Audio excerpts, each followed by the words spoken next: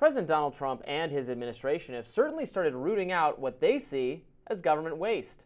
Elon Musk's Doge, for instance, has been scouring various agencies for funds they deem to be useless or excessive. In fact, the Trump administration is currently in a legal battle over a federal funding freeze.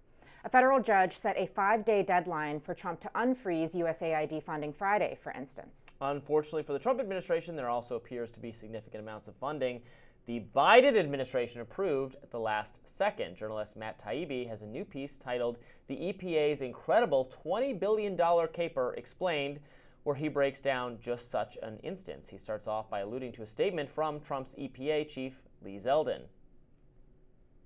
Roughly $20 billion of your tax dollars were parked at an outside financial institution by the Biden EPA.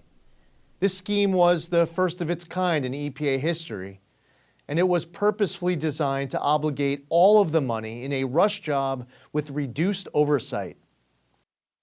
Taibbi writes in his piece, "I get the controversy over the means of the incoming administration's cuts, but even I'm shocked at how bottomless the waste problem appears to be and how valiantly the entire machinery of Washington is rallying to the cause of budget horse." Joining us now to discuss is Matt Taibbi. Welcome back to Rising. Thanks for having me, Ravi. Yeah, it's always great to have you on the program. So much of this I think is unsurprising. Of course, Biden's administration tries to tie Trump administration's hand by approving at the last minute a number of things that they're now trying to unwind. What did you make of what Lee Zeldin was saying there? So it's a fascinating little twist to the whole thing, because there is a legitimate controversy over whether or not the president has the discretion to just cut things or not spend things that are obligated by Congress. I think the Constitution is actually, there's sort of a gray area there, but I think there's a real legal argument to be made. But in advance of that, the EPA essentially moved $20 billion of money that was allocated as part of the Investment Reduction Act, and not having a place to actually send it yet. They just moved it to a designated financial agent, which was Citibank, kind of in purgatory, specifically so that the Trump administration couldn't touch it. So they were in advance kind of getting around this whole Doge problem, which is a fascinating thing. And for me, it was interesting because I had covered a very similar story decades ago in Yeltsin's Russia involving a thing called authorized banks. So it's a unique thing that they're doing. And we're seeing, for instance, with USAID, all of this spending on all sorts of programs that the American people have no knowledge of, that the executive, the leader of the branch that has all the agencies that allocate this funding has no knowledge of. Some of these things are, of course, in legitimate national security interests or were clearly designated by Congress for these purposes. Other are, I think, a bit harder to justify, or then it's like, why is this agency doing it? I'm still struggling to understand why, for instance, like research funding in Wuhan, China was going through USAID in addition to the National Institutes of Health. Like, why isn't that all under the same agency? But of course, canceling it all or firing, huge numbers of people, and then they have to invite other people back to work. That, looks crazy and chaotic, and I wish they would do it maybe a different way. But of course, we've had, for decades, so many Republicans come into Washington and say, we're going to cut funding, we're going to reduce the size of government, and they do nothing. In fact, they grow government. So we've never seen this level of effort actually put toward what Republicans have promised they're going to do my entire lifetime. Yeah, and I think you're accurately getting at the dilemma here, which is that we have had politicians come into office and promise to cut the budget, but instantaneously they slide into the same old patterns, and ultimately you end up getting a bigger budget in the end. Even under Trump, that happened. Frankly, with the Defense Department, he gave them record increases.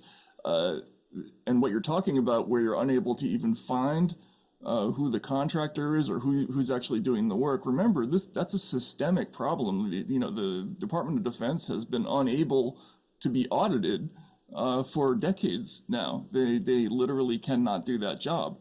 So it's a serious problem. There's just money flying out the door. And this EPA story is is kind of a microcosm of all of them wrapped into one, because it's $20 billion that was earmarked for a general project to distribute community climate research, but they haven't really even found the projects yet or even been pitched. They're just moving the money to an area where they will eventually kickstart programs, which is as vague as you can possibly get, I think, for that amount of money.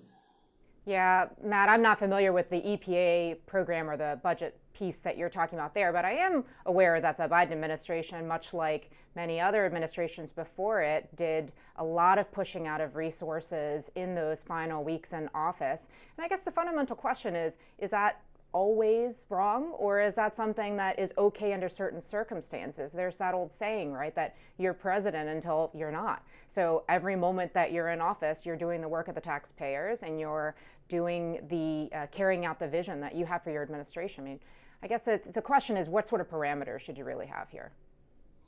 Yeah, I don't know. I think they're difficult questions. I would argue that specifically moving the money out just so that it can't be unspent, that gets a little difficult. My understanding, talking just on background to some folks about this, is that there might ultimately be a legal question here about the intent of the transaction. It's not the transaction itself is clearly legal, and as you say, this is done kind of routinely. In other words, at the end of the year, spending all the money that you need to, among other things, because some departments depend on amounts of money spent to calculate the projections for their coming budget. So if you don't spend at the end of a fiscal year, you're going to have a lower budget the next year. So this happens sort of routinely. But in this case, they had this weird video from Project Veritas where you have a guy who's sitting there drinking a cocktail talking about how, oh, we got to toss these